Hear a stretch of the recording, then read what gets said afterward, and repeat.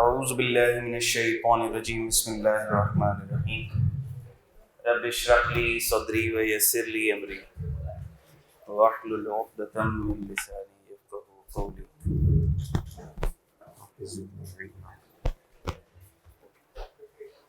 अच्छा बच्चों, कल हम लोगों ने अपना जो डिस्कशन किया था उसमें हमने इनकम की डेफिनेशन को देख लिया था। Any amount chargeable to tax, any amount subject to collection or deduction of tax under FTR, any amount treated as income or any loss of income। Income की डेफिनेशन को हमने देख लिया था और हमारा ऑटोमेटिकली डिस्कशन डाइवर्ट हो गया था रिजीम्स की तरफ। ठीक है, मैंने आपको समझा दिया था।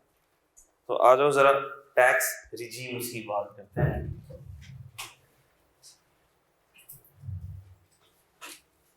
Income tax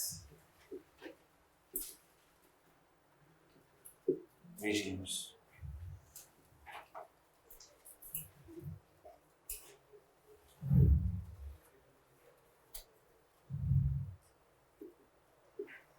FTR final tax regime, इसके बारे में हमने डिस्कशन कल काफ़ी हद तक कर लिया था। आज इसको हम मज़ीद भी देख लेंगे और इसको अपनी डिस्कशन को कंप्लीट कर लेंगे।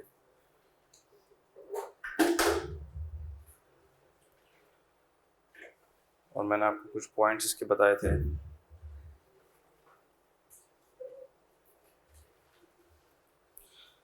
ठीक है, और आपने अपने पास क्या कुछ लिखा हुआ है रजिस्टर में? चलो, final tax regime.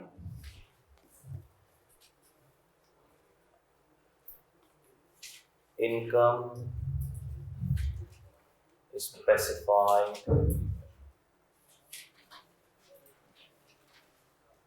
under the ordinance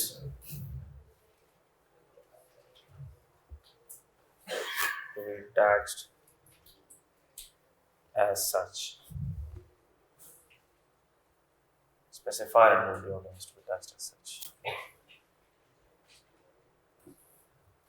ये इसके फीचर्स हैं। बेसिकली जो हम लिख रहे हैं ये इसकी खुसूसियात हैं कि इस रिजीम में जो जो इनकम फॉल करेंगी उसकी खुसूसियात ये हैं। टैक्स कलेक्शन या डिडक्शन एट सोर्स होगी। फिर समझाता भी हूं मैं, लिख लो पहले।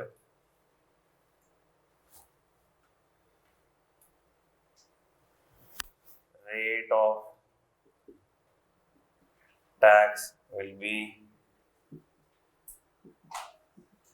specified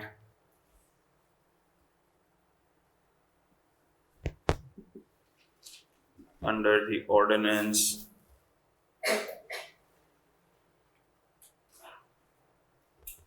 expense will not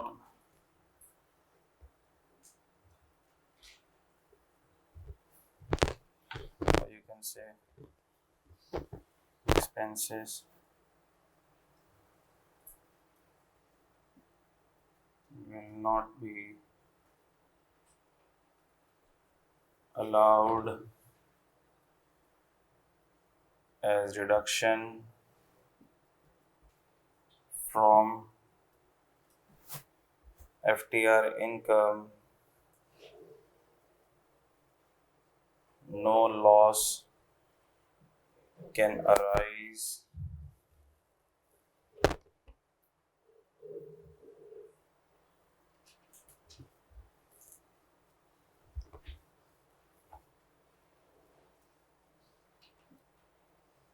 neither loss can arise under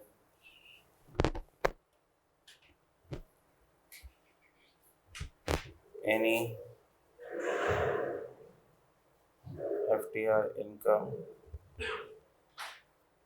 nor any loss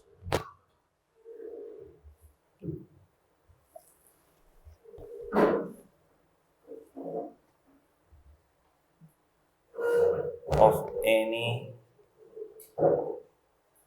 other head is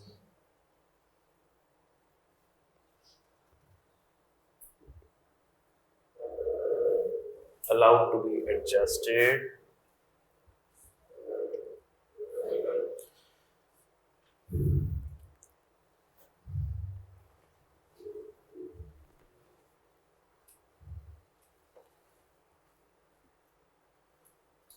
एक और चीज़ जो लिखना भूल गया था, tax deducted slash collected will be full and final discharge of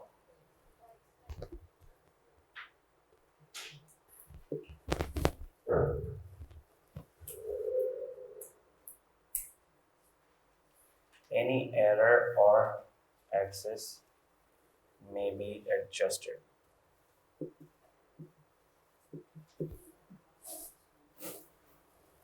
कोई अगर एरर हो गया या एक्सेस वगैरह कुछ कटौती हो गई है तो वो एडजस्ट हो सकती है, अदरवाइज ये full and final discharge of tax liability.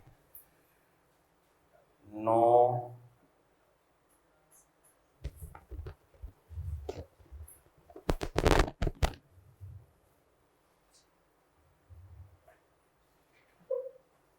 deductible allowance will be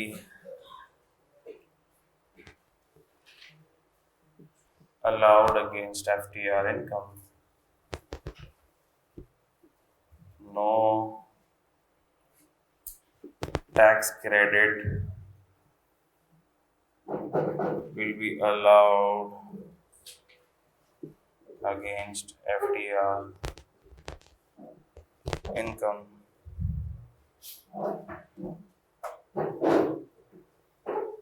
FTR income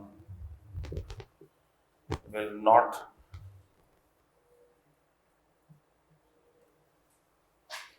become part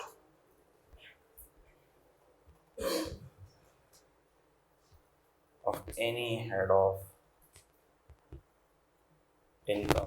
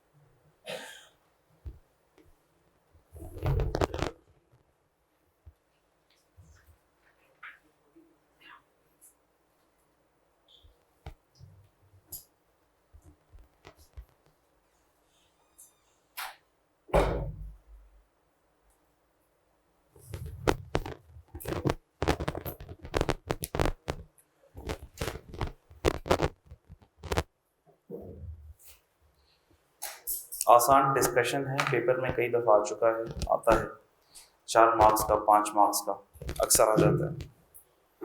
her 2-3 attempt के बाद आपको ये सवाल नज़र आएगा।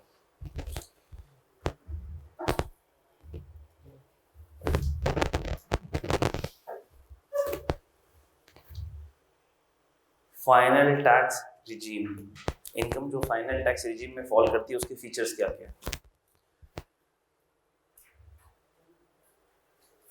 चलो एक एक करके अब मैं समझाने लगा हूँ, इधर गौर से देख लो। आहिस्ता आहिस्ता लेवल बढ़ना शुरू होगा। सेलफोन सारे लोग साइलेंट कर दें बेटा प्लीज़। आहिस्ता आहिस्ता आप लोगों का लेवल बढ़ना शुरू हो जाएगा। जैसे ही लेवल बढ़ना शुरू होगा हमारी स्पीड बढ़ना शुरू हो जाएगी। अभी तो गाड़ी पहले गियर में चल रही है ना, दूसरे तीसरे चौथे में भी तो जाएगी, आहिस्ता आहिस्ता जाना शुरू हो जाएगी।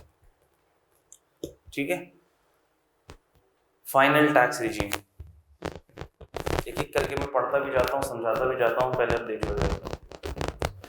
सबसे पहली बात, गौर से सुनेंगे तो सवालात नहीं आएंगे, या जो आ रहे होंगे वो सेटिस्फाई हो जाएंगे। Income specified under the ordinance to be taxed as such, यानी जो इनकम एफटीआर में फॉल कर रही होगी वो ऑर्डिनेंस में बताई जाएगी कि ये वाली इनकम है, ये फाइनल टैक्स रिजीम में टैक्स होगी। क्या ये बात समझ आ रही है? हम अपनी तरफ से किसी इनकम को फाइनल टैक्स रिजीम में टैक्स नहीं कर सकते। इनकम टैक्स ऑर्डिनेंस स्पेसिफाई करेगा, हमें स्पेसिफिकली बताएगा कि ये इनकम एफटीआर में जा रही है। मिसाल के तौर पर एक्सपोर्ट्स एफटीआर में जाएंगे, इंटरेस्ट इनकम एफटीआर में जाएगा, डिविडेंड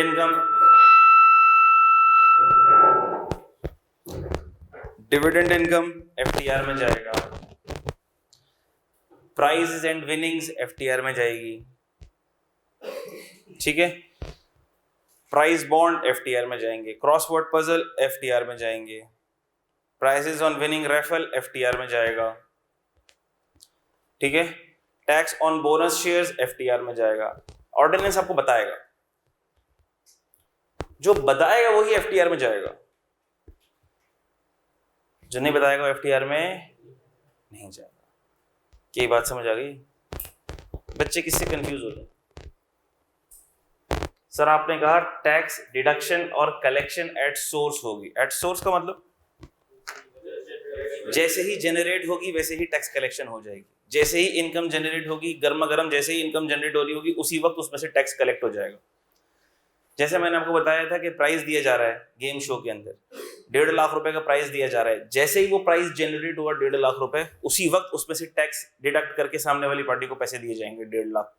1.5 लाख में से 20% यानी 30,000 रुपए काट लिए जाएंगे एट सोर्स। जैसे ही वो अमाउंट या इनकम जनरेट हो रही है वैसे ही उसमें से 30,000 रुपए डिडक्ट कर लिए जाएंगे और बाकी के 1,20,000 रुपए सामने वाली पार्टी को दे दिए जाएंगे। बात समझ आती है? इसी तरह मैंने आपको एक्सपोर्ट की एग्जांपल दी थी। एक्सपोर्ट की प्रोसीड्स जैसे ही बैंक अकाउंट में गिरेंगी, गर्मा गर्म एक्सपोर्ट की प्रोसीड्स बैंक अकाउंट में जैसे ही गिरेगी, बैंक वाला 1% का टैक्स काट लेगा। यानी at source, at the point of generation, at the point of origination ही इस पर टैक्स, इस पे इंतजार नहीं करना पड़ेगा कि पूरा साल खत्म होगा उसके बाद हम टैक्स देंगे। ना ना ना, एट सोर्स ही कट जाएगा। बात समझ आ गई?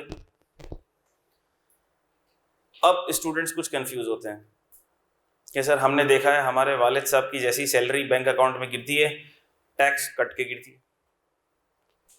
जैसे ही वालिद साहब की सैलरी आती है उसमें से टैक्स कटा हुआ होता है, इसका मतलब उसमें से टैक्स कट गया एट सोर्स। ऐसा है कि नहीं है? तो सर वो एफटीआर इनकम क्यों नहीं है? बताओ क्यों नहीं है? इसलिए क्योंकि ऑर्डिनेंस ने उसको फुल एंड फाइनल स्पेसिफाई नहीं किया हुआ।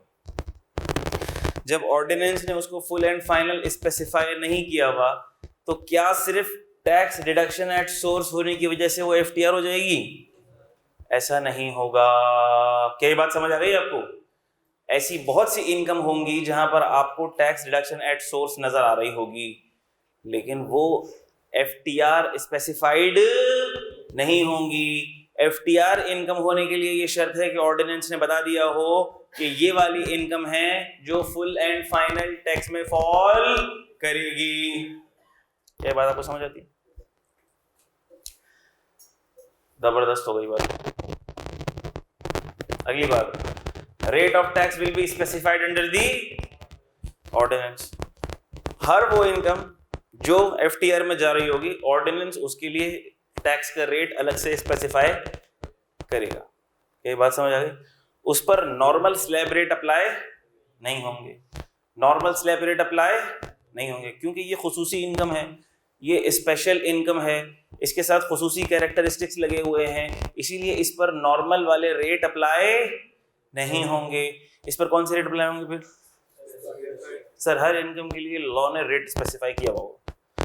जैसे एक्सपोर्ट के लिए 1% का रेट स्पेसिफाई किया हुआ है, जैसे डिविडेंड के लिए 15% का रेट स्पेसिफाई किया हुआ है, जैसे इंटरेस्ट के लिए 15% का रेट स्पेसिफाई किया, जैसे प्राइज बॉन्ड के लिए 15% का रेट स्पेसिफाई किया, जैसे प्राइजेज ऑन विनिंग्स जो गेम शो वगैरह से प्राइज मिलते हैं उस पर 20% का रेट स्पेसिफाई किया हुआ है। क्या ये बातें आपकी पहले पढ़ रही हैं? यानी हर FTR वाली इनकम का रेट भी ऑर्डिनेंस ने फिर अलग से स्पेसिफाई किया होगा कि इस रेट पर इसकी टैक्स डिडक्शन एट सोर्स होगी। क्या बात क्लियर हो गई? चैंपियन बच्चे आप लोग। अगली बात, expenses will not be allowed as deduction from FTR income. क्या ये बात हमने कल डिस्कस कर ली थी? क्या मुझे दोबारा डिस्कस करने की जरूरत है? FTR इनकम में से एक्सपेंसेस लेस नहीं होंगे, ग्रॉस रिसीट्स पे टैक्स लगता है, ठीक है?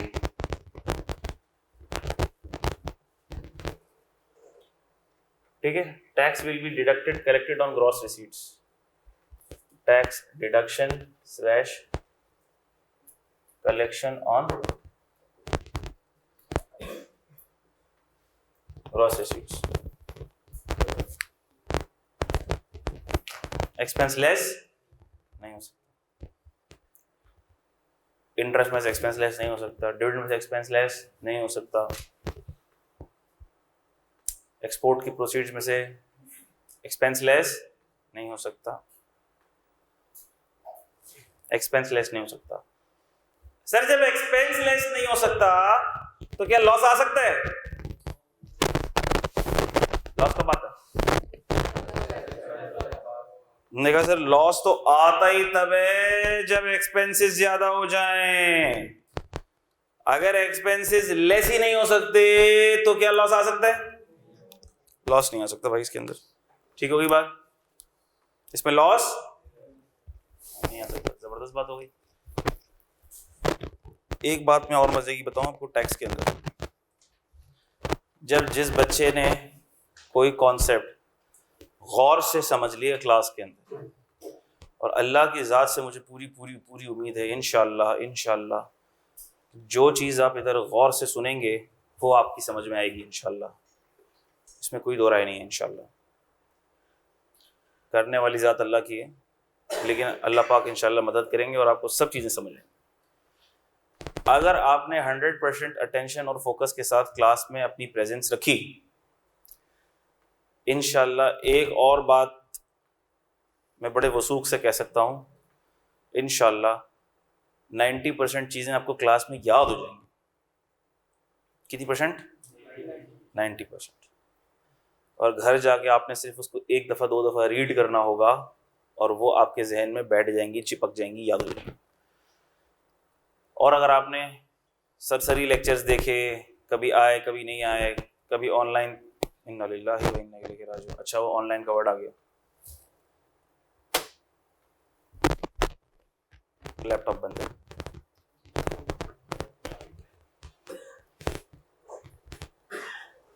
ये होता है, देख रहे हो?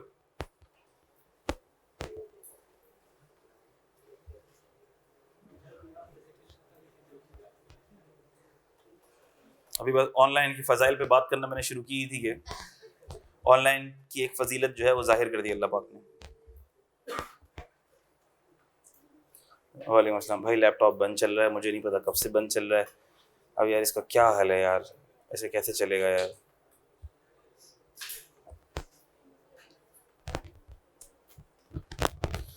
तो कहने का मकसद ये है कि कभी आ रहे हो, कभी ऑनलाइन क्लास ले ली। अक्सर बच्चों को मैं देखता हूँ जुमे वाले दिन टुल मार लेते हैं, कभी जिस दिन जुमे को दिल हुआ उस दिन छुट्टी मार ली, कभी किसी दिन दिल हुआ उस दिन छुट्टी मार ली। सर उस दिन हम ऑनलाइन देख लेंगे, उस दिन घर पे बैठ के देख लेंगे।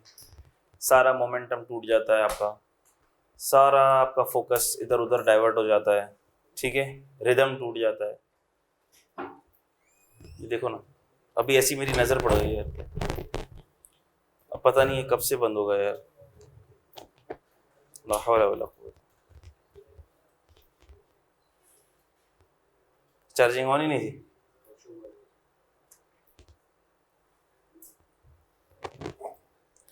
ठीक है, तो कहने का मकसद ये है कि जब आप अपनी 100% प्रेजेंस रखेंगे तो आपको इंशाअल्लाह ताला चीज़ें क्लास में याद हो जाएंगी।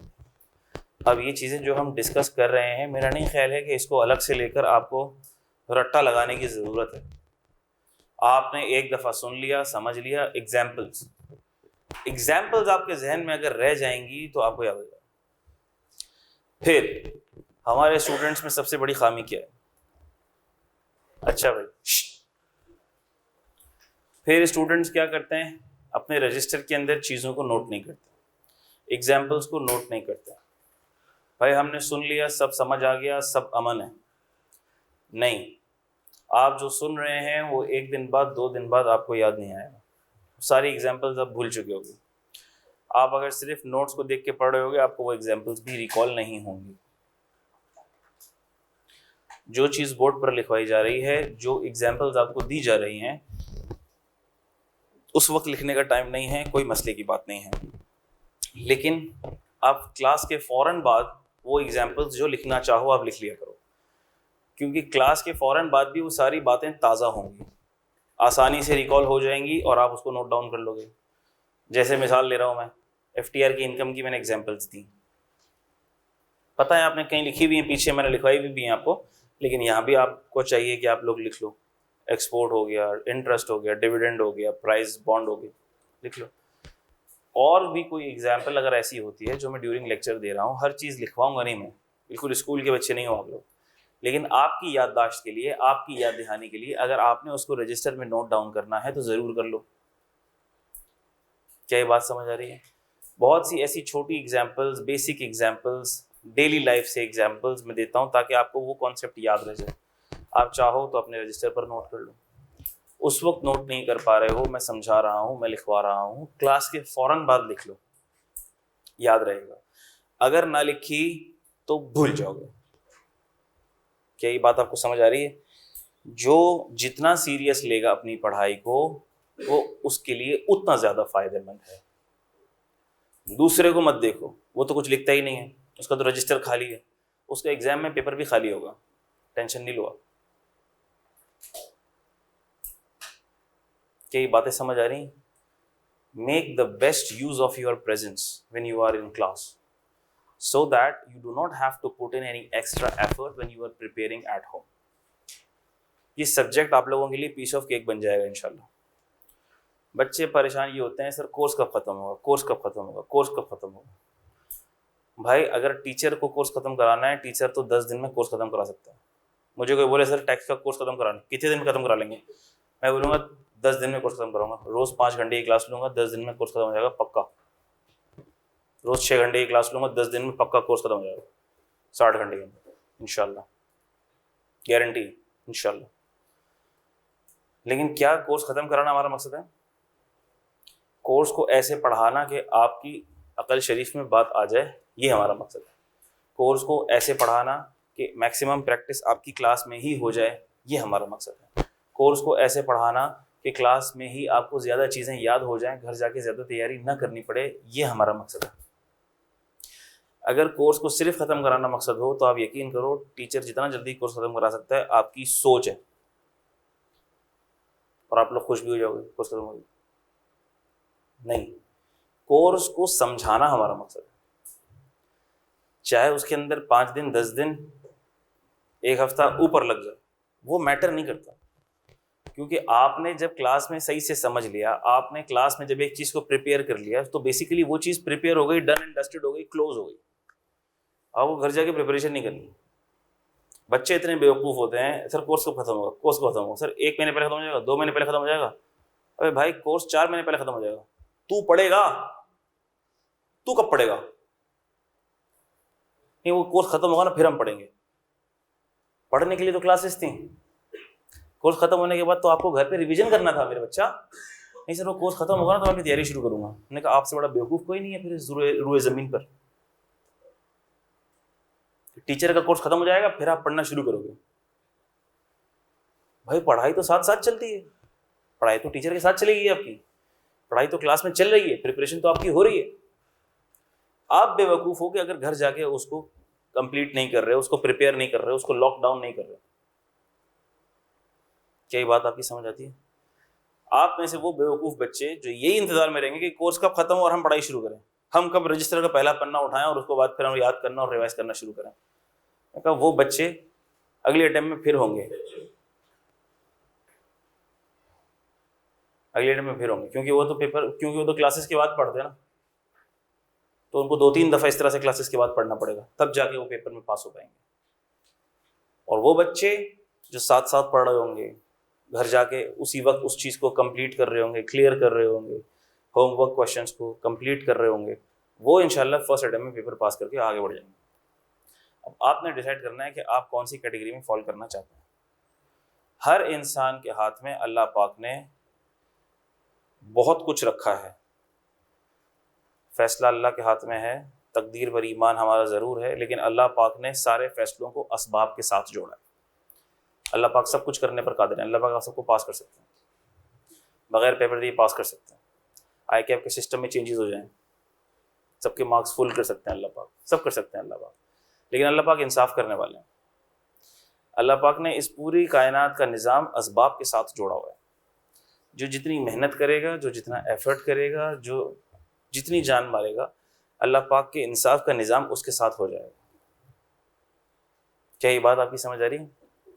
इसीलिए मेरी दरख्वास्त आपसे ये है कि इधर उधर देखने के बजाय, अपनी अटेंशन को डाइवर्ट करने के बजाय, आपने सिर्फ मेरी बातों को सुनना है और बोर्ड की तरफ देखना। ठीक होगी बात?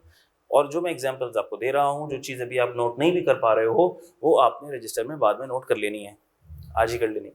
सही हो? Expenses will not be allowed as a reduction from FTR income, ये बात हमने कर ली। लॉस अराइज नहीं हो सकता, जब एक्सपेंसेस लेस नहीं हो सकते तो लॉस अराइज भी लॉजिकल बात, क्योंकि लॉस तो आता ही तब है जब एक्सपेंसेस इनकम से एक्सीड कर जाते हैं। तो लॉस, जब एक्सपेंसेस लेस ही नहीं हो सकते तो लॉस आ भी जबरदस्त होगी बात। एक बात मैं बताने लगा हूं, पता नहीं हजम होती है नहीं होती।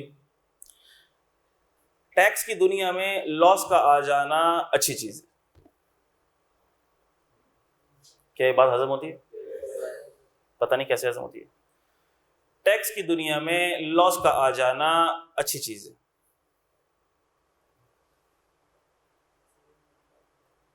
पहले मैं आपको मैथमेटिकली समझाता हूं, फिर आपको मैं कॉन्सेप्चुअली समझाता हूं।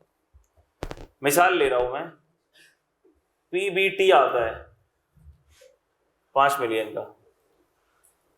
कंपनी की एग्जांपल ले रहे हैं, कंपनी A और कंपनी B, उसका PBT आता है, लॉस आता है 5 मिलियन का। 29% पर इसका टैक्स निकालो, कितना बनता है? कितना? 14.5 लाख। और इसका 14.5 लाख का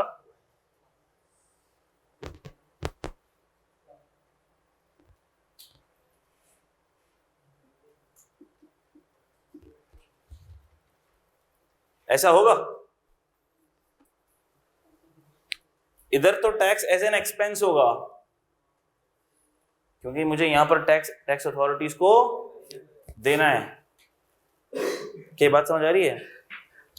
मुझे यहां पर टैक्स अथॉरिटीज को टैक्स देना है, इसलिए यहां टैक्स एक्सपेंस होगा। और मैथमेटिकली चूंकि यहां मेरा लॉस आया हुआ है, तो मैंने टैक्स अथॉरिटीज से टैक्स, ये कैसी बात हो गई? किसी बात हो गई कि आया मेरा लॉस और मैं टैक्स अथॉरिटीज को बोलूं चलो भाई मेरा लॉस आया, मुझे 14,50,000 रुपए।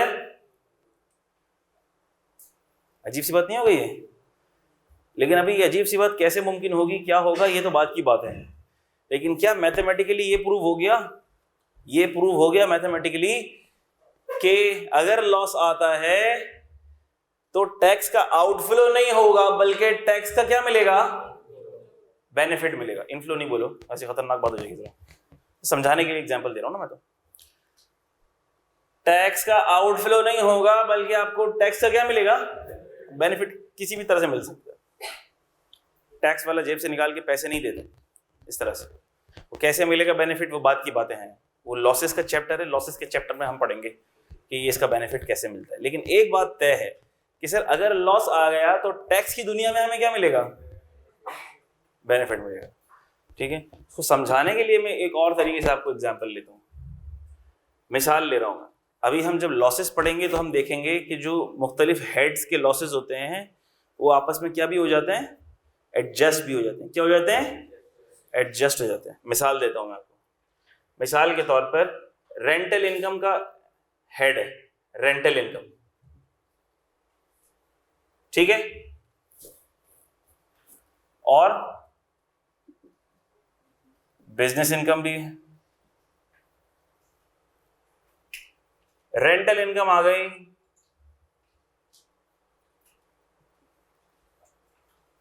4 मिलियन और बिजनेस इनकम आ गई आपके पास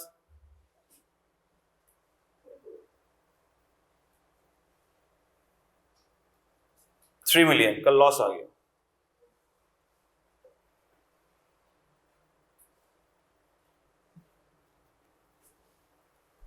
ठीक हो गई बात। लॉ हमें अलाउ करेगा, जब हम लॉसेस देखेंगे तो आप ये देखेंगे, चेक करेंगे आप, लॉ हमें ये अलाउ करेगा कि इसको मैं इससे क्या कर लूं, नेट कर लूं। नेट करेंगे तो आएगा क्या आंसर, 1 मिलियन। लॉ मुझे ये अलाउ करेगा कि मैं टैक्स किस पे दूं, 1 मिलियन पे टैक्स दूं। तो मुझे बताओ कि क्या मुझे इस लॉस का बेनिफिट मिल गया, मिल गया। क्योंकि अगर मैं इस लॉस को हटा दूं तो मुझे टैक्स कितने पे देना पड़ता, 4 मिलियन पे देना पड़ता, जो कि ज्यादा आता। लेकिन चूंकि मेरा दूसरे वाले हेड में लॉस आ गया और लॉ ने मुझे ये अलाउ कर दिया कि भैया आप इन दोनों को सेट ऑफ कर दो, तो इन दोनों को सेट ऑफ करने से हुआ क्या कि मेरी इनकम, नेट इनकम कितनी बन गई, 1 मिलियन। तो अब मुझे टैक्स देना किस पे होगा, तो क्या लॉस आने की वजह से मेरा फायदा हो गया। टैक्स की दुनिया में लॉस आना फायदे की चीज है। टैक्स की दुनिया में लॉस आने से टैक्स का बेनिफिट जनरेट होता है। क्या जनरेट होता है, टैक्स का बेनिफिट जनरेट होता है। बात समझ आ रही है। तो इसका मतलब ये है कि हर बंदा फिर मुसल्ले पे बैठ के दुआ करे कि या अल्लाह हमारा लॉस आए। क्या इसका ये मतलब है, क्या इसका ये मतलब है, नहीं, इसका ये मतलब नहीं है कि अल्लाह हमारा लॉस है। बात समझ आ रही है। ये तो ऐसा ही हो गया, दो दोस्त बैठे हुए हैं चाय पी रहे हैं, भाई लोग आ गए गन लेके छीनने के लिए, निकालो जो भी है निकालो। अब दोनों दोस्तों के पास सेलफोन भी पड़े हुए थे और 50-50 हज़ार भी पड़े हुए थे। क्या पड़े हुए थे, 50-50 हज़ार भी पड़े हुए। और दोनों दोस्तों के सेलफोन ले गया, एक दोस्त के 50 हज़ार ले गया, दूसरे दोस्त के 50 हज़ार रुपये नहीं ले गया, बच गए। तो बोले यार देखो मेरे 50 हज़ार रुपये बच गए, अल्लाह का शुक्र है, चोरी हुई, देखो उसके चले गए, मेरे बच गए। तो ऐसे बोलेगा। हमने कहा लॉस होना is a bigger loss. Tax का बेनिफिट तो कितना होगा, 10% का होगा, 15% का टैक्स लग रहा है, 30% का टैक्स लग रहा है, कंपनी पे 29% का टैक्स लग रहा है, तो आपका बेनिफिट कितना हो जाएगा, 29% का हो जाएगा। लेकिन 29% के लिए आपने 71% का लॉस भी तो फियर कर लिया, बेवकूफ आदमी। Are you getting.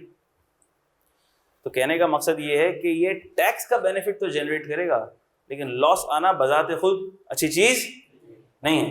भाई आपका प्रॉफिट आ जाता, आपका 5 लाख का प्रॉफिट आ जाता, भले आप 14-50 का टैक्स दे देते, तो भी आपका नेट टेक अवे कितना होता, बोलो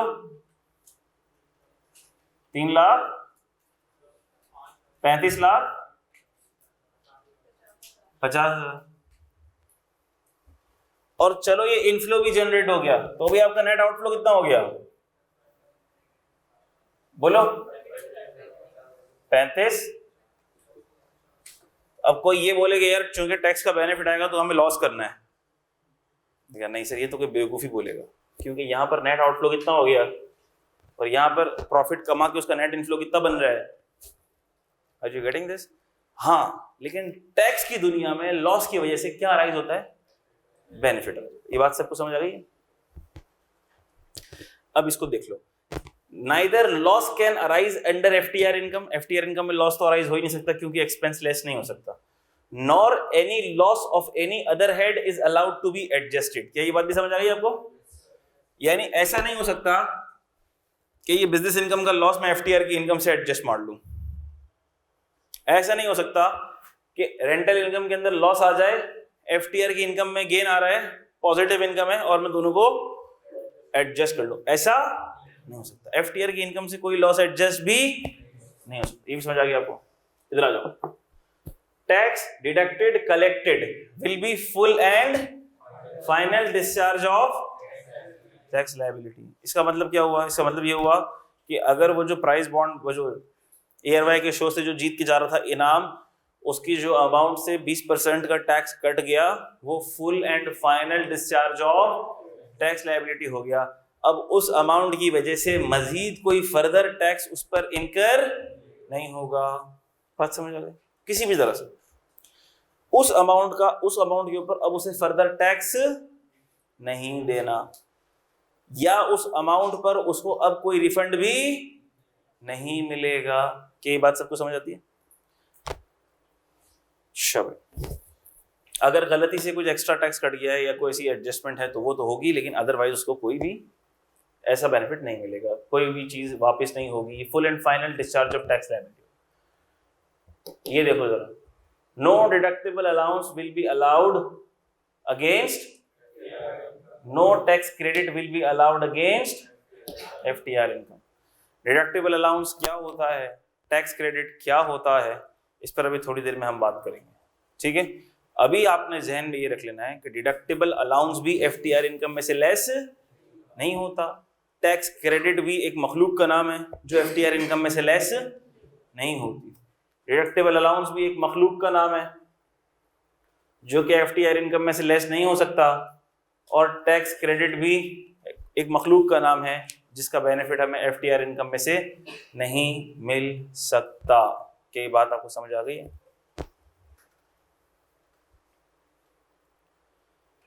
FTR income will not become part of any head of income. FTR income किसी भी हेड ऑफ इनकम का पार्ट नहीं बनेगी। ये क्या बात हो गई सर? अच्छा, अभी तो आपने बोला था इंटरेस्ट इनकम है वो आईएफओएस में जाती है, एक्सपोर्ट है, एक्सपोर्ट बिजनेस होता है, किसी बिजनेस की एक्सपोर्ट होती है ना। अब अगर मैं कहूँ कि एक्सपोर्ट की जो प्रोसीड्स हैं वो एफटीआर इनकम में जाती है, तो एक्सपोर्ट तो बिजनेस होता है। आपको बोलोगे कि सर ये तो बिजनेस इनकम है, एक्सपोर्ट की इनकम तो क्या है? बिजनेस इनकम है, अंधे को भी नजर आ रहा है बिजनेस इनकम है। लेकिन लॉ ये कहता है कि अगर कोई इनकम एफटीआर में टैक्स हो रही है तो अब आप उसको किसी भी हेड ऑफ इनकम का पार्ट नहीं बनाओगे। तो हम नहीं बनाएंगे, हम रिस्पेक्ट करेंगे। समझ आ रहा होगा हमको कि हाँ एक्सपोर्ट की इनकम बिजनेस इनकम है, एक्सपोर्ट की इनकम बिजनेस इनकम, समझ आ रहा होगा हमें। ये भी समझ आ रहा होगा एक्सपोर्ट की इनकम बिजनेस इनकम के हेड में जानी चाहिए। लेकिन जब लॉ ने बोल दिया, ऑर्डिनेंस ने बोल दिया कि ये क्या बन गई, एफटीआर इनकम, तो अब ये बिजनेस इनकम के हेड में क्लासिफाई नहीं होगी। ये बात याद रहेगी। इसी तरह इंटरेस्ट इनकम, इंटरेस्ट इनकम जब हम इंटरेस्ट इनकम पढ़ेंगे तब की बात है, तो हम देखेंगे कि इंटरेस्ट इनकम के दोनों ट्रीटमेंट होंगे। एफटीआर में भी जाएगी, एनटीआर में भी जाएगी, एफटीआर में भी जाएगी और एनटीआर में भी जाएगी। कब एफटीआर में जाएगी ये हम देखेंगे, कब एनटीआर में जाएगी ये भी हम देखेंगे। तो जब वो एफटीआर में जाएगी तो किस हेड में जाएगी? किसी भी हेड में नहीं जाएगी। और जब वो एनटीआर में जाएगी तो किस हेड में जाएगी? आईएफओएस में जाएगी। इनकम फ्रॉम, मैंने आपको बताया था कि interest income income from other sources में जाती है। क्या ये बात आपको समझ आ गई? इसका मतलब ये है कि सर जब भी कोई इनकम उसके ऊपर एफटीआर का लेबल लग जाएगा वो किसी भी हेड ऑफ इनकम में क्लासिफाई नहीं होगी। क्या ये बात आपकी समझ आती है? गुड, आसान बातें हैं, मजे की बातें हैं। और आखिरी जो पॉइंट है वो अगर आपकी समझ में इतना नहीं भी आता तो कोई ऐसे मसले की बात नहीं है, टेंशन की बात नहीं है, बाकी सारे समझ आ जाने चाहिए। Any advance tax will not B adjusted against FTR tax liability. Any advance tax will not be adjusted against FTR tax liability. हम पूरे साल में मुख्तलिफ स्टेजेस पर गवर्नमेंट को एडवांस टैक्स देते रहते हैं। जैसे अगर कोई बिजनेस है, ये कंपनी है, ये कंपनी है, ये अपने इलेक्ट्रिसिटी के बिल्स पे करती है। क्या पे करती है? इलेक्ट्रिसिटी के बिल्स। अभी हम देखेंगे तो इलेक्ट्रिसिटी के बिल के ऊपर भी एडवांस टैक्स लगा हुआ होता है। क्या बात समझ आती है? मिसाल के तौर पर अगर इस कंपनी के बिजली के चार्जेस होंगे 3 लाख रुपए का महीने का बिल होगा, तो उसके ऊपर 40,000 रुपए का क्या भी लगा हुआ होगा, एडवांस टैक्स भी लगा हुआ होगा। तो उसको बिल कितना आ रहा होगा, उसमें फिर सेल टैक्स भी लगता है, उसमें फर्दर टैक्स भी लगता है, थोड़ा सा एक्स्ट्रा टैक्स भी लगता है, फिर जो बिजली के सरचार्ज होते हैं वो भी लगते हैं। ठीक है, तो उसका बिल कोई मिला जुलू के कोई 4.5 लाख के करीब बन जाएगा। ठीक है, पता तो होगा आप लोगों को, कभी बिल आपने देखे या नहीं देखे मुझे नहीं पता, लेकिन जब आप बिल देखेंगे तो आपको एहसास होगा कि आपके अब्बा बिल देख के कितने परेशान होते होंगे। ठीक है, अच्छा, और मज़े की बात, ये जो बिजली के बिल आते हैं अभी तो आप नहीं देख रहे होंगे, लेकिन जब आप कमाना शुरू करेंगे तो घर वाले बोलेंगे बेटा अब ये बिल तुम लोग ही पे करो, तुम ही पे करो, तो फिर आपको बिल देखने का मौका मिलेगा। उसके अंदर हर किस्म के सरचार्ज लगे हुए होंगे, प्रायर मंथ की एडजस्टमेंट लगी हुई होंगी, फिर उसके ऊपर सेल टैक्स लगा हुआ होगा, फिर उसके ऊपर फर्दर टैक्स लगा हुआ होगा, फिर उस पर एक्स्ट्रा टैक्स लगा हुआ होगा, फिर उस पर टीवी चार्जेस लगे हुए होंगे, फिर मिला जुलू के कोई बॉटम लाइन के ऊपर एक लंबी चौड़ी सी अमाउंट बनी हुई होगी कोई। मज़े की बात यह है कि ये कराची वालों के ही बिल इतने ज़्यादा आते हैं, आपको पता है? ये जो यूनिट के चार्जेस लग रहे हैं, ये जो यूनिट के चार्जेस पड़ रहे हैं, ये कराची वालों के ही इतने ज़्यादा पड़ रहे हैं।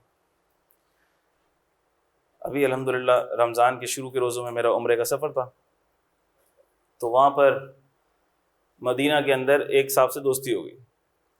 वो साहब थे गुजरांवाला के, उनसे बहुत अच्छी दोस्ती हो गई।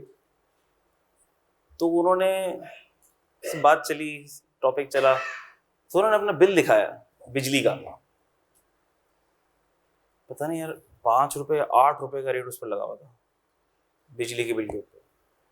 मैंने बोला भाई ऐसा कराची के अंदर ऐसा कोई यूनिट पर रेट एग्जिस्ट ही नहीं करता, मैं अपनी आंखों से ना देखता तो मुझे यकीन भी ना आता। तो ये सारा के सारा जूस कराची वालों को ही निकाला जाता है। खैर, कहने का मकसद ये है कि ये जो बिजली का बिल होगा, इस बिजली के बिल के अंदर ये कंपनी बाकी की चार्जेस तो पे कर रही होगी, और साथ में क्या भी पे कर रही होगी, एडवांस टैक्स भी पे कर रही होगी। मिसाल के तौर पर 4.5 लाख रुपए का बिल है, उस 4.5 लाख में एडवांस टैक्स कितना होगा, मिसाल ले रहा हूं मैं 40,000 का एडवांस टैक्स है, कितना भी है, हमने एक एग्जाम्पल ले ली, इतना इसने क्या पे कर दिया,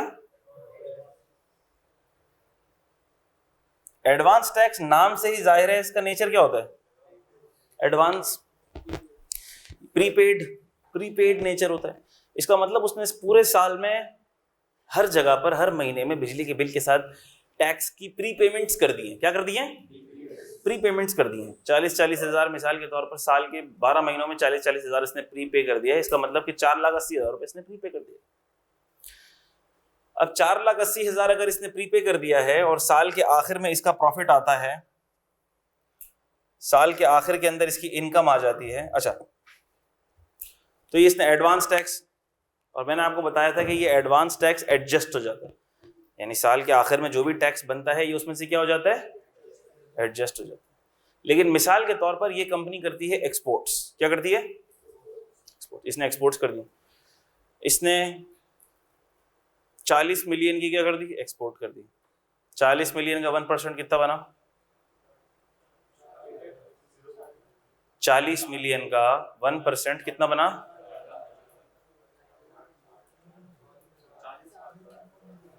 फिर से सोच लो,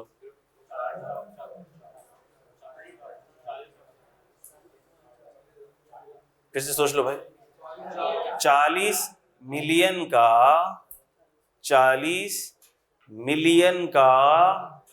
1% 4 लाख बनेगा ना भाई। 40 मिलियन का 1% कितना बनेगा, कैलकुलेटर इस्तेमाल कर लो ना। इतने हैरानगी के अंदर बैठे हुए यार, इतनी हैरानगी के अंदर बैठे हुए कैलकुलेटर नहीं है क्या, कर लो भाई इस्तेमाल। 4 लाख बनेगा, कितना बनेगा, 4 लाख। कंपनी ने बोला भाई हमने बिजली के बिल पे 40,000 पे कर दिया है, तुम ये हमारे 4 लाख रुपए काट रहे हो, 40,000 कम काटो ना, हमने बिजली पे तो कर दिया, हमने बिजली पे तो कर दिया, तब आप 4 लाख नहीं काटो, आप कितना काटो, 3,60,000 काटो, ये हमने प्री पेमेंट कर तो दी है। तो हमने कहा नहीं नहीं, ये FTR के टैक्स में से एडजस्ट नहीं होगा। ये भले आपको वापस में अलग से रिफंड मिल जाएगा, लेकिन ये FTR की टैक्स लायबिलिटी से एडजस्ट, ये कॉन्सेप्ट है छोटा सा, कि अगर एडवांस टैक्स आपका किसी स्टेज पर कटता है तो वो FTR की टैक्स लायबिलिटी से एडजस्ट नहीं होता। ये आपको ध्यान में रखना है, इतना मुश्किल पॉइंट नहीं है, तो याद भी कर लो, कोई टेंशन की बात नहीं है। क्या ये बात आपको समझ आ गई है? ये FTR के फीचर्स हैं। इसमें मैंने आपको अभी ये चीज नहीं समझाई है, ये चीज नहीं समझाई है, ये वक्त के साथ आपको समझ आ जाएगी। अच्छा, अब आप जरा हेडिंग डालें, ये रब कर दूं सर,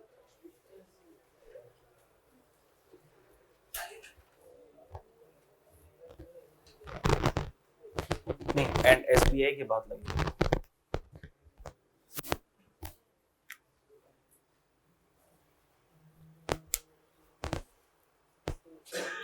अच्छा, मैंने क्या लिखा है जरा मैं पढ़ रहा हूं इसको।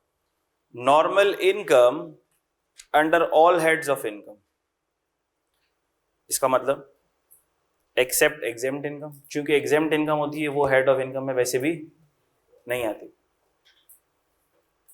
और FTR इनकम होती है वो भी किसी हेड ऑफ इनकम में, और SBI को भी हटाना पड़ेगा। SBI क्या होती है? Separate block of income. क्या होती है? ये क्या होती है ये मैंने अभी बताया नहीं है, तो आपको पता ही नहीं है, जब बताऊंगा तो पता लगेगा।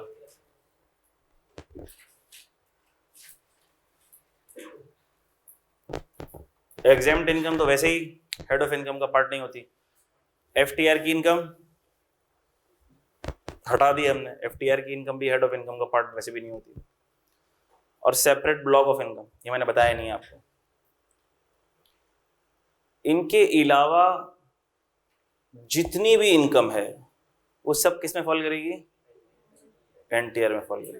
NTR में फॉल करेगी। किस में फॉल करेगी? NTR में फॉल करेगी। इसका मतलब NTR में अगर कोई इनकम फॉल कर रही है तो उसको देखने का क्राइटेरिया क्या है? कि वो FTR में फॉल ना करती हो, SBI में फॉल ना करती हो, और एग्जेम्प्ट ना हो। ये तो ऑब्वियस सी बात है, एग्जेम्प्ट है तो फिर तो बात ही खत्म हो गई।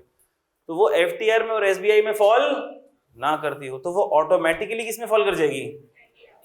ऑटोमेटिकली इसमें फॉल कर जाएगी। यानी NTR में फॉल करने के लिए मुझे एक एक अमाउंट को बताने की जरूरत नहीं है कि तुम सैलरी कमा रहे हो, ये किस में जाएगी, मुझे बताने की जरूरत नहीं। क्यों? क्योंकि FTR में नहीं जा रही, SBI में नहीं जा रही, तो किस में जाएगी? तुमने चाय का ढाबा खोला है, ये NTR में जाएगी इसकी इनकम। क्या मुझे बताने की जरूरत है ऑर्डिनेंस के अंदर? किसी ने पान की दुकान खोली है, क्या ऑर्डिनेंस में बताने की जरूरत है कि इसकी इनकम किधर जाएगी? नहीं, किधर जाएगी? हमें पता है किधर जाएगी सर, NTR में जाएगी, क्योंकि ये FTR में टैक्स। एक्सपोर्ट की इनकम क्या बताने की जरूरत है किधर जाएगी? हाँ सर, एक्सपोर्ट बताया हुआ है FTR में जाएगी, तो क्या ये NTR में जाएगी? नहीं जाएगी NTR में। बात समझ आ गई? इसी तरह इमूवेबल प्रॉपर्टी, इमूवेबल प्रॉपर्टी को सेल करते हैं, वो SBI में जाती है। किस में जाती है? SBI में, सेपरेट ब्लॉक ऑफ इनकम में जाती है। तो इसका मतलब वो भी NTR में नहीं जाएगी। क्या ये बात समझ आ गई? फिर हम करेंगे क्या? हम करेंगे ये कि हर हेड की जो भी NTR की इनकम होगी, हर हेड ऑफ इनकम की जो भी NTR की इनकम होगी, हर हेड ऑफ इनकम की जो भी NTR की इनकम होगी, उस सबको हम करेंगे सम। क्या कर देंगे? सम कर देंगे। उन सबको सम करके फिर हम लगाएंगे normal tax slab rates. Normal slab rates क्या लगाएंगे? नॉर्मल स्लैब रेट्स लगाएंगे। सारे हेड ऑफ इनकम की जो नॉर्मल वाली, जो सादा शरीफ नजर आने वाली इनकम होगी, हम बोलेंगे सारी शरीफ वाली इनकम साइड पे हो जाए, इधर आ जाए जरा। हम उन सबको एक जगह जमा करेंगे और उनके ऊपर हम सम करके एक टैक्स का रेट लगा देंगे, जो कि स्लैब रेट होगा, जो कि नॉर्मल स्लैब रेट होगा, जिससे हमारे इनकम टैक्स की कैलकुलेशंस 90% हम कर रहे होंगे। क्योंकि CA इंटर के लेवल के ऊपर आपके कोर्स में NTR गालिब, NTR का पोर्शन गालिब है, FTR थोड़ा सा मामूली सा, सादा खुशबू हस्बे जायका ज्यादा आएगा CA फाइनल के अंदर। सेपरेट ब्लॉक होता है थोड़ी सी 2-3 चीजें हैं, सेपरेट ब्लॉक की 2-3 चीजें होती हैं, वो भी है आपके कोर्स के अंदर, आएंगी वो पढ़ेंगे हम। लेकिन ज्यादातर गालिब पोर्शन किसका होगा? एनटीआर। इसका मतलब हम हर हेड ऑफ इनकम के अंदर नॉर्मल वाली इनकम को कैलकुलेट करेंगे और फिर सारे हेड ऑफ इनकम की इनकम को क्या कर देंगे? सम कर देंगे, और उस सबको सम करके फिर हम क्या अप्लाई कर देंगे? नॉर्मल स्लैब रेट्स अप्लाई कर देंगे। क्या ये बात आपको समझ आती है? नॉर्मल स्लैब रेट्स अप्लाई कर देंगे। जबरदस्त बात हो गई। अच्छा भाई,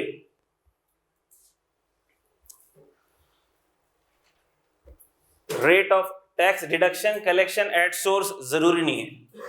जरूरी हो भी सकती है, नहीं भी हो सकती, हो भी सकती है, नहीं भी, जरूरी नहीं, ये इसका फीचर नहीं है। एफटीआर में तो जरूरी होगी, इधर हो भी सकती है, नहीं भी हो सकती। मिसाल ले रहा हूं मैं, लिख नहीं रहा मैं, क्योंकि इसका फीचर नहीं है ना। ये हो भी सकती है, नहीं भी हो सकती, क्या लिखूं मैं? हो भी सकती है, नहीं भी हो सकती, नहीं भाई, नहीं लिखा, इसका मतलब हो भी सकती है, नहीं भी हो सकती भाई। एग्जाम्पल ले रहा हूं सैलरी की, जो मैं आपको दे चुका हूं, सैलरी की एग्जाम्पल ले रहा हूं मैं।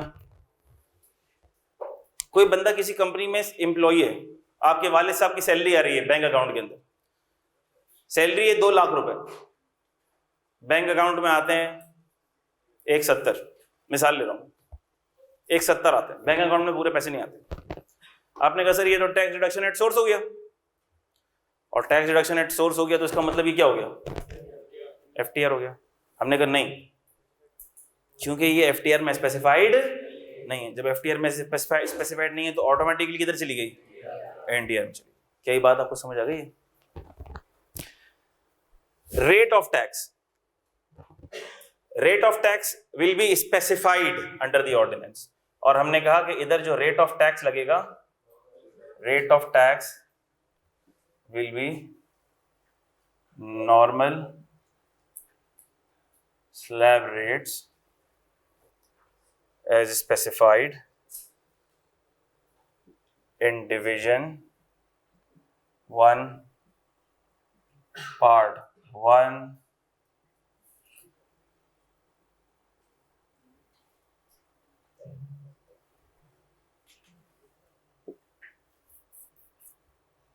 per schedule।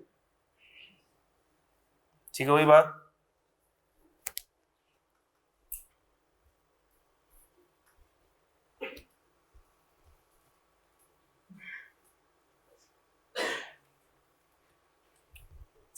One two division 1 और 2 दोनों में से नॉर्मल स्लैब रेट्स हैं। दो स्लैब हैं, एक शायद डिवीजन 1 क्या आता है, दूसरा डिवीजन 2 है।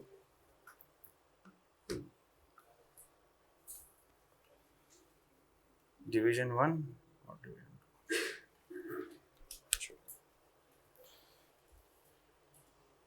चलो, ये मैंने कहा भी था कि अभी प्रिंट करके दे दें, लेकिन अभी मुझे पता नहीं है कि ये प्रिंट हुए हैं या नहीं हुए हैं। मैं ज़रा चेक कर लेता हूँ, पूछ लेता हूँ, अगर हुए हैं तो मैं आपको दे दूँ।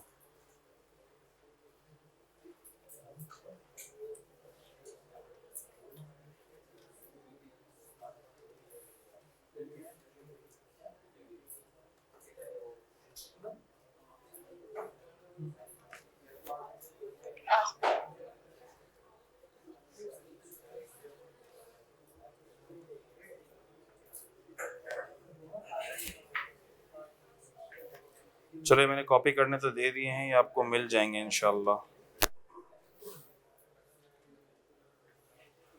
ठीक है। फर्स्ट शेड्यूल के पार्ट 1 के अंदर, आपको ये रेट्स मिलते हैं। डिवीजन 1 डिवीजन 2 दो स्लैब्स हैं, तो एक डिवीजन 1 क्या था, एक डिवीजन 2, चेक भी कर लूंगा। ठीक हो गई बात। ये नॉर्मल स्लैब रेट्स अप्लाई होंगे, और वहां पर क्या सीन है, rate of tax will be specified for every FTR income, for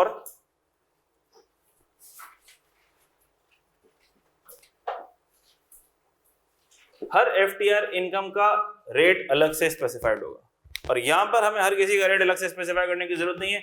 normal slab rate है, पार्ट 1 ऑफ फर्स्ट शेड्यूल के अंदर नॉर्मल स्लैब रेट्स हैं, वही सब पर अप्लाई होंगे, हमेशा वही अप्लाई होंगे।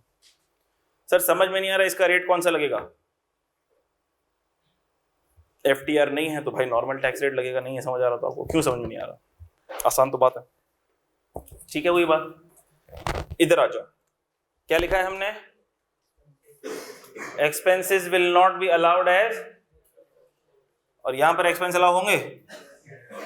हमने कहा expenses will be allowed under respective head of income. Expenses will be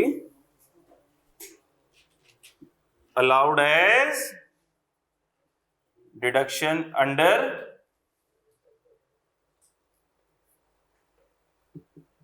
respective head of. याद है ना कल मैंने बनाया था सारे हेड ऑफ इनकम, और हर हेड ऑफ इनकम में से उस हेड ऑफ इनकम के एक्सपेंसेस लेस हो रहे थे, और फिर उस स्पेसिफिक हेड ऑफ इनकम के एक्सपेंसेस लेस होके एक बॉटम लाइन आ रही थी, और मैंने आपको बताया था फिर इन सब की बॉटम लाइन को जब आप सम करोगे तो क्या बन जाएगी? ठीक होगी बात? गुड. अगला पढ़ो क्या आ रहा है. Neither loss can arise under any head of income, and sorry, neither loss can arise under any FTR income nor any loss of any other head is allowed to be adjusted. यहां पे क्या हो जाएगा? Loss can arise, loss can arise under respective head of income. हमें पता है कि salary की एक्सेप्शन मैंने आपको पहले बता दी थी. Except salary, except salary. Loss can arise under respective head of income which may be adjusted as per provisions of losses. जो एडजस्ट हो सकते हैं, जो एडजस्ट हो सकते हैं as per provisions of losses. Provisions मतलब जो उसके लॉज हैं, जो उसके रिस्पेक्टिव सेक्शंस हैं, जो उसके रिस्पेक्टिव सेक्शंस हैं उसके हिसाब से, जो लॉ की रिक्वायरमेंट है उसके हिसाब से, एज पर प्रोविजंस. ठीक हो गई बात? लॉस अराइज हो सकता है, सैलरी में नहीं अराइज होगा, बता चुका हूं. सैलरी में से एक्सपेंस लेस नहीं हो सकता. सैलरी के अलावा हेड्स में लॉस अराइज हो सकता है, और वो आपस में एडजस्ट भी हो सकता है, लेकिन ऐसे नहीं कि आपकी मर्जी है जिसको चाहे जिससे एडजस्ट मार दो, जैसे एडजस्ट मार दो. नहीं नहीं नहीं, इसका पूरा चैप्टर है जो हम पढ़ेंगे, लॉसेस का चैप्टर है पूरा, उसके हिसाब से उसकी एडजस्टमेंट हो सकती है, वैसे नहीं. ठीक होगी बात? अगला पढ़ो. Tax deducted collected will be full and final discharge of tax liability. ये यहां लिखूंगा मैं? नहीं नहीं नहीं. टैक्स कोई चीज, कोई भी टैक्स अगर कलेक्ट हुआ है, अच्छा मैं क्या मिटा दूं? अब ये मिटा दूं, मैं ये मिटा दूं.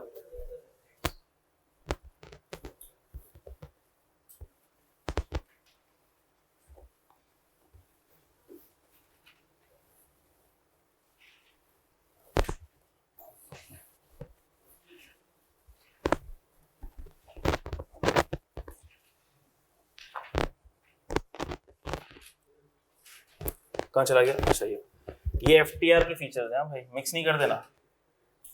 पता लगे एफटीआर एनटीआर मिक्स हो गया, एक ही सफ में हो गया महमूद और अय्याज, ऐसा नहीं करना भाई.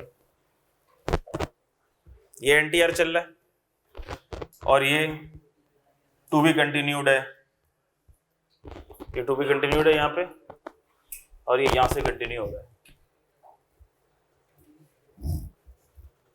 सही हो गई बात? तो ये full and final discharge of tax liability तो ये है ही नहीं.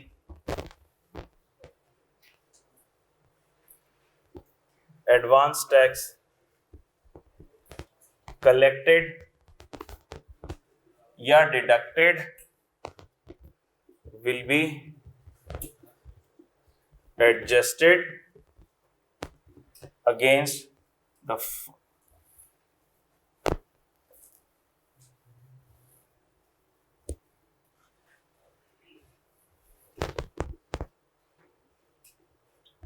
Against the tax liability.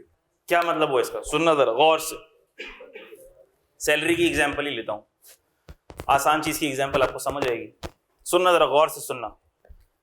मिसाल के तौर पर मिस्टर ए है, मिस्टर ए है, मिस्टर ए की सैलरी है 2 लाख पर मंथ. साल की कितनी हो गई? 2.4 मिलियन इसकी एनुअल सैलरी हो गई। हर महीने उसके बैंक अकाउंट में आते हैं 30,000 रुपए का टैक्स कटता है।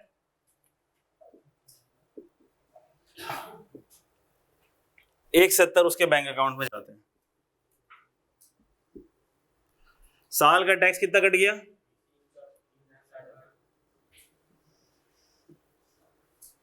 3,60,000 टैक्स कट गया।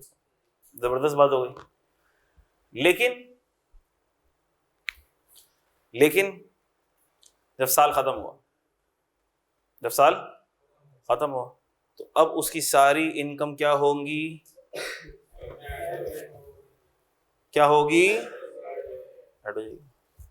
सैलरी भी थी, साथ में महंगाई की वजह से शाम में पार्ट टाइम एक रेस्टोरेंट भी खोला हुआ था भाई ने, एक आध छोटी मोटी शॉप भी रेंट पे दी हुई थी। तो सैलरी के अलावा भी इनकम थी इनकी। तो साल जब खत्म हुआ तो एनुअली उनकी और इनकम मिला के जो टैक्सेबल इनकम थी वो सिर्फ 2 लाख मल्टीप्लाई बाय 12, 24 लाख नहीं थी, वो बन गई इनकी 3.6 मिलियन बन गई। कितनी बन गई? 3.6 मिलियन बन गई। और सर इस टैक्सेबल इनकम के ऊपर जो टैक्स लायबिलिटी बनी, इस टैक्सेबल इनकम पे जो टैक्स लायबिलिटी बनी वो बनी 450, मिसाल ले रहा हूं, 450 बनी। तो इनको कितने पे करने होंगे? वेरी गुड, इनको पे करने होंगे 90,000। क्यों? क्योंकि सर 360 एडवांस टैक्स की मद में वो पूरे साल पे कर चुके हैं। तो अब जो फाइनल टैक्स, जो उसकी फाइनल टैक्स लायबिलिटी बनी है, फाइनल टैक्स लायबिलिटी से मुराद एफटीआर की मत समझ लेना, फाइनल मतलब कंक्लूसिव टैक्स लायबिलिटी जो बनी है 450, उसमें से जो टैक्स उसका डिडक्ट हो चुका है एडवांस टैक्स की मद में, जो कट चुका है वो वापस छोड़ देगा। ये बात समझ आ गई है? तो अब इसको कितना देना चाहिए? सिर्फ ये तो कट चुका सर, ये डिडक्ट हो चुका, ये एडजस्ट होगा। और अब फाइनल कितना देना पड़ेगा इसको? अब पढ़ो, ये वाला पॉइंट समझ आएगा। हाँ बेटा एक सेकंड, ये मैं इसके बाद आपका सवाल लेता हूं, आपने पहले भी हाथ रेज किया था। Advance tax collected deducted will be adjusted against the tax line. जी मेरे बच्चा, नहीं 200 टैक्स आफ्टर टैक्स छोड़िए मेरे बच्चा, उसमें से 30,000 का टैक्स लेस हो रहा ना, फिर आफ्टर टैक्स 170।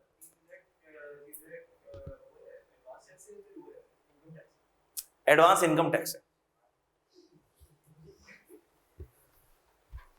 ठीक हो गई बात? क्लियर सबको? ये किसी को कोई मसला पूछ लो मेरे बच्चा, पूछ लो, दिल में कोई बात ना रखो। क्रिस्टल क्लियर होगा तो आगे चलने में मजा आएगा। जी बेटा। हाँ, नेक्स्ट ईयर पे चले जाएगा या वापस मिल जाएगा, कुछ भी हो सकता है।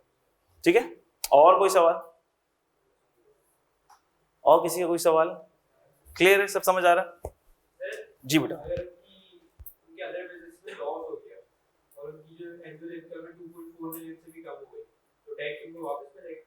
हाँ, लॉस के प्रोविजंस के हिसाब से अगर वापस मिलना होगा तो वापस मिलेगा। लेकिन जब हम लॉस पढ़ेंगे तो हम ये भी देख लेंगे कि सैलरी से कोई लॉस भी एडजस्ट नहीं हो सकता, तो कम से कम जो सैलरी वाला टैक्स है वो तो वापस मिलना पॉसिबल नहीं। ये बात की बात है। ठीक है, मेरे ख्याल में ये वाली चीजें सबको समझ आ गई। आगे चलते हैं। सॉरी, यहां थे ना। No deductible allowance will be allowed against FTR income. FTR income के against deductible allowance allow, tax credit भी अलाउ नहीं हो सकता। तो हमने कहा सर इधर क्या करेंगे हम? Deductible allowance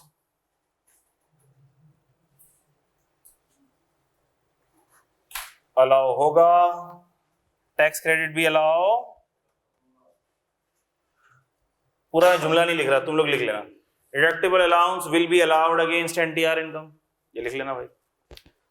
tax credit will be allowed against NTR tax liability, tax credit वैसे लायबिलिटी से अलाउ होता है, लायबिलिटी से अलाउ होता है। FTR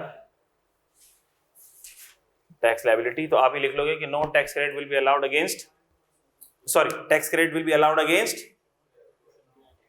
tax credit will be allowed against anti tax liability. ये लिख लो भाई, लिख लोगे ना ये।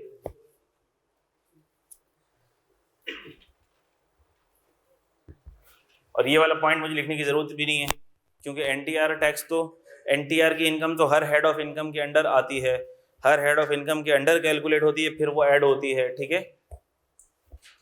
और एडवांस टैक्स वाली बात हमने ऊपर लिख ली है।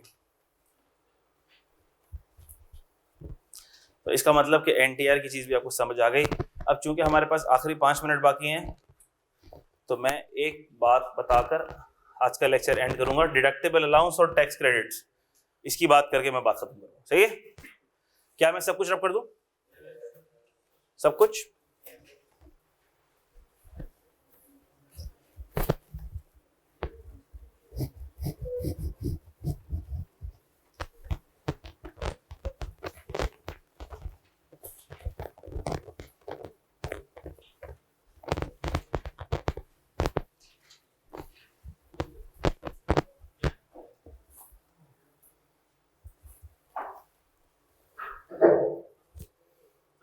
जी, लॉ इनकम टैक्स ऑर्डिनेंस का फर्स्ट शेड्यूल। शेड्यूल क्या होता है, चैप्टर क्या होते हैं, इसके ऊपर मुख्तसर से बात करूंगा मैं आगे। अभी आपके काम का नहीं है। शेड्यूल के अंदर डिविजन्स होते हैं, पार्ट्स होते हैं, चैप्टर्स होते हैं, सेक्शंस होते हैं, क्लॉजेज होते हैं, लेकिन चूंकि अभी हम ऑर्डिनेंस से पढ़ नहीं रहे, ऑर्डिनेंस के लॉ की वर्डिंग्स बहुत मुश्किल होती हैं, तो इसीलिए अभी ये आपसे रिलेवेंट नहीं है। लेकिन सीए फाइनल में आपको ऑर्डिनेंस से पढ़ना पड़ेगा। सीए फाइनल का पेपर ओपन बुक है, वो ऑर्डिनेंस से पढ़ना होगा आपको, ठीक है। अच्छा, इधर होता क्या है, मैं जरा अब आपको बता दूं। ये सैलरी है, IFP है, CG है, बिजनेस इनकम है, IFOS है, ठीक है। और मिसाल ले रहा हूं कि यहां पर कोई एग्जेम्प्ट इनकम भी है,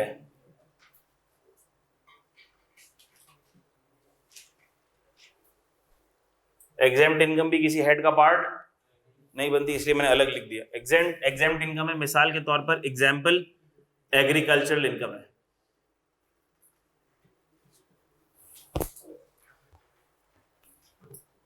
रेवेन्यू, रिसीट्स, टर्नओवर, सेल्स, कुछ भी बोल दो।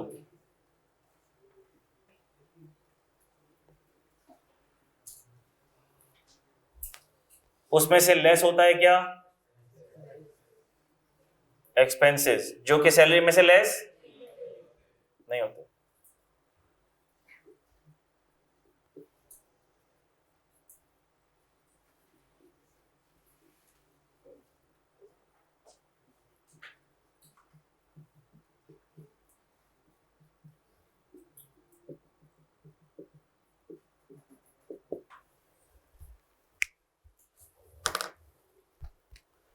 इन सबको मिला लो,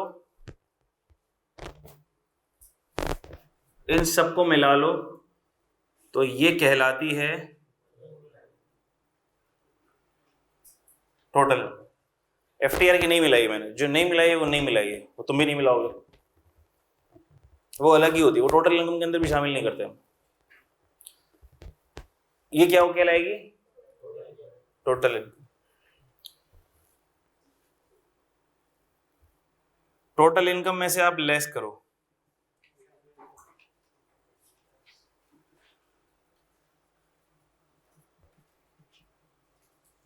ये वाली, ये लेस करो,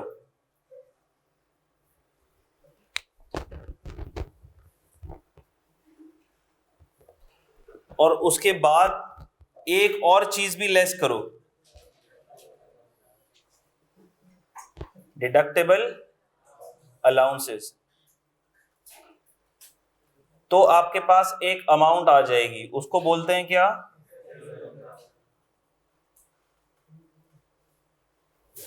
टैक्सेबल इनकम। सो क्या बोलते हैं? इसका मतलब कि सर ये वो इनकम है, नाम से ही जाहिर है, नाम से ही जाहिर है, बातें नहीं होंगी, नाम से ही जाहिर है कि ये टैक्सेबल इनकम है। इसका मतलब ये वो इनकम है जिसपे क्या लगेगा? नाम से ही जाहिर। तो सर इस तक पहुंचने के लिए हमने दो चीजें लेस कर दी। एग्जेम्प्ट इनकम लेस कर दी, क्योंकि एग्जेम्प्ट इनकम पे टैक्स नहीं लगता, लॉजिकल बात है। और एक और चीज भी लेस करी हमने, डिडक्टिबल अलाउंस। इसका मतलब कि सर ये कोई ऐसी चीज है जो कि टैक्स पेयर के लिए बेनिफिट है, ये कोई ऐसी चीज है जो टैक्स पेयर के लिए क्या है? बेनिफिट है। अब ये बेनिफिट्स क्या हैं, ये जब हम ये चैप्टर पढ़ेंगे, चैप्टर नंबर 2 में आएगा ये सब कुछ, तो हम देखेंगे कि क्या चीज है ये बेनिफिट। क्या बात समझ आ रही है? ये टैक्स पेयर के लिए कुछ बेनिफिट्स हैं, ये टैक्स पेयर के लिए बेनिफिट है। इसका मतलब कि अगर टैक्स पेयर ने ये चीजें पे की हैं तो इसका टैक्स बेनिफिट मिलेगा। जैसे मिसाल दे दूं मैं आपको, अगर टैक्स पेयर ने ज़कात पे की है अंडर ज़कात एंड उशर ऑर्डिनेंस, तो वो यहां से वो लेस कर सकता है। अब वो क्या चीज है अभी आपको नहीं पता, लेकिन अगर टैक्स पेयर ने ज़कात पे की है अंडर ज़कात एंड उशर ऑर्डिनेंस, तो वो यहां से क्या हो सकती है? इसका मतलब कि अगर टैक्स पेयर ने ज़कात पे की है अंडर ज़कात एंड उशर ऑर्डिनेंस, तो उसका बेनिफिट मिल गया उसको। इसी तरह 3-4 चीजें और हैं, जब हम पढ़ेंगे तब देख लेंगे। लेकिन ये एक बात आपको पता होनी चाहिए कि ये ऐसी चीज है जो कि टैक्स पेयर का बेनिफिट है। क्या है टैक्स पेयर का? जिसकी वजह से टैक्सेबल इनकम क्या हो रही है? कम हो रही है। बस अभी इतना पता हो लेना काफी है आपके लिए। क्या ये हर हेड ऑफ इनकम में से लेस होती है? वेरी गुड, ये टोटल इनकम में से लेस होती है। तो हर हेड ऑफ इनकम में से क्या लेस होता है? उसका अपना हेड का एक्सपेंस लेस होता है सर, उसका अपने हेड का एक्सपेंस लेस होता है। पर्सनल एक्सपेंस कहां से लेस होता है? अभी तक पर्सनल एक्सपेंस हमने कहीं से भी लेस नहीं किए। किसी ने अगर कहीं से लेस कर दिए या दिमाग के अंदर कर दिए, सर पे मारूंगा जोर से। पर्सनल एक्सपेंसेस की तो बारी अभी आई ही नहीं है, पर्सनल एक्सपेंसेस की तो बारी नहीं आई।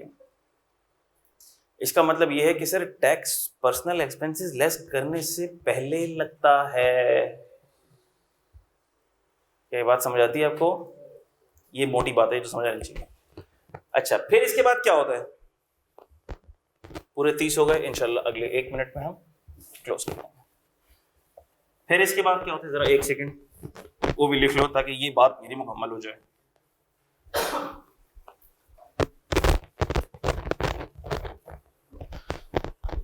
फिर सर इसके ऊपर टैक्स लगता है। क्या लगता है? फिर हम निकालते हैं टैक्स लायबिलिटी। एक तो निकलती है टैक्सेबल इनकम, निकलती है, ये टैक्सेबल इनकम निकल गई। फिर निकलेगी टैक्स लायबिलिटी। टैक्स लायबिलिटी कैसे निकलेगी? जो टैक्सेबल इनकम होगी ना, उस पर आप लगाओगे स्लैब रेट। स्लैब रेट लगाओगे तो आपके पास आ जाएगी gross tax liability under NTR, क्योंकि ये तो नॉर्मल स्लैब रेट लगाए ना आपने, तो नॉर्मल टैक्स लायबिलिटी आ जाएगी आपके पास। क्या ये टैक्स लायबिलिटी हमें पे करनी होगी? हमने कहा नहीं सर, इसमें से एक बेनिफिट मिलेगा, उसको बोलते हैं टैक्स क्रेडिट। इसका मतलब कि डिडक्टिबल अलाउंस वो टैक्स बेनिफिट है जो टैक्सेबल इनकम कैलकुलेट करते वक्त लेस होगा, और टैक्स क्रेडिट वो टैक्स बेनिफिट है जो टैक्स लायबिलिटी कैलकुलेट करते हुए लेस होगा। एक टैक्स बेनिफिट इस स्टेप ऑफ कैलकुलेशन पर मिलेगा, एक टैक्स बेनिफिट इस स्टेप ऑफ कैलकुलेशन पर मिलेगा। ये दोनों के दोनों टैक्स पेयर के लिए बेनिफिट्स हैं। क्या ये बात समझ आती है आपको? ये आ गई टैक्स लायबिलिटी। क्या टैक्स पेयर को ये पे करनी है? Answer is no. उसमें से लेस होगा क्या? एडवांस टैक्स जो तुमने पहले से पे करके रखा है भाई, वो कहां जाएगा? सर वो भी तो है ना, सैलरी पर तो टैक्स एम्प्लॉयर ने मेरा पहले से काट लिया, मैं थोड़ी पूरा टैक्स दोबारा पे करूंगा, मेरा टैक्स पहले से कटा हुआ है। अच्छा भाई, अब जो आया क्या तुम्हें ये पे करना है? जी।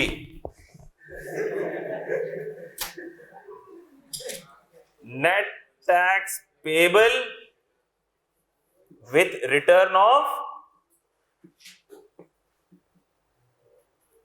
इनकम। यही है तुम्हारे पूरे इनकम टैक्स कोर्स की समरी। आपको हर हेड ऑफ इनकम पढ़ाया जाएगा। स्कोप है ये पूरे इनकम टैक्स के कोर्स का स्कोप है बेसिकली। ये दो स्क्रीन जो आपके सामने है, आपको हर हेड ऑफ इनकम पढ़ाया जाएगा। अभी हम सैलरी पे क्लिक करेंगे। सैलरी पे जब हम करेंगे, अभी नहीं कर रहे, मतलब क्लास तो खत्म हो गई। सैलरी पे क्लिक करेंगे तो सैलरी का हेड शुरू हो जाएगा। उसमें फिर सैलरी की सारी बातें पढ़ेंगे। सैलरी में क्या आता है, क्या नहीं आता, एक्सपेंसेस लेस नहीं होते, एग्जेम्पशंस क्या क्या हैं, सैलरी की कौन कौन सी चीजें जो एग्जेम्पशंस में चली जाती हैं, बहुत सारी चीजें पढ़ेंगे। जब हम सैलरी पढ़ लेंगे तो सैलरी कैलकुलेट करना हमें आ जाएगी। फिर हम अगले हेड पे मूव करेंगे, फिर इसके अगले हेड पे, फिर इसके अगले हेड पे, फिर इसके अगले हेड पे, फिर एग्जेम्प्ट इनकम हर हेड के साथ साथ आ रही होंगी, फिर एफटीआर इनकम हर हेड के साथ साथ आईएफओएस के साथ आ जाएंगी। जब सब कुछ हो जाएगा तो हमें फिर ये टैक्सेबल इनकम निकालना आ जाएगी। बात समझ आ रही है? टैक्सेबल इनकम निकालना आ जाएगी, टैक्स लायबिलिटी निकालना आ जाएगी। दो बड़े बड़े प्रैक्टिकल क्वेश्चन इसी के ऊपर होते हैं। एक सैलरी पे बेस करता है, 18-19 मार्क्स का, 20 मार्क्स का सवाल आता है। एक बिजनेस इनकम पर बेस करता है, 18-19-20 मार्क्स का सवाल आता है। तो दो बड़े बड़े प्रैक्टिकल क्वेश्चंस आपके कैलकुलेशंस पर बेस करते हैं। ठीक हो गई बात? यही आपके कोर्स का स्कोप है। इसमें से हर चीज बेसिकली इज अ हाइपरलिंक। आप इस पे क्लिक करो तो बिजनेस इनकम की दुनिया में दाखिल हो जाओ। आप एग्जेम्प्ट इनकम पे क्लिक, एग्जेम्प्ट इनकम हर हेड के साथ साथ आ रही होगी। डिडक्टेबल अलाउंसेस पर आप क्लिक करो, आप डिडक्टेबल एक्सपेंसेस, डिडक्टेबल अलाउंसेस के अंदर एंटर हो जाओगे। टैक्स क्रेडिट्स के ऊपर आप क्लिक करो, इसका एक चैप्टर खुल जाएगा। तो बेसिकली आपको दिखने के अंदर तो कितना आसान सा लग रहा है, लेकिन यह है बहुत कॉम्प्लेक्स, जिसमें हर एक चीज is a detailed oriented thing to be covered. क्या ये बात आपकी समझ में आती है? तो आपको पता चल गया कि डिडक्टेबल अलाउंस क्या चीज है, टैक्स क्रेडिट क्या चीज है। ये दोनों टैक्स पेयर के बेनिफिट्स हैं जो मुख्तलिफ स्टेजेस के ऊपर लेस होते हैं। क्लियर है बात? चलो मेरे बच्चों, कल इंशाल्लाह इसको कंटिन्यू करेंगे। Thank you so very much. may Allah bless you all. Take care a lot. Allah Hafiz.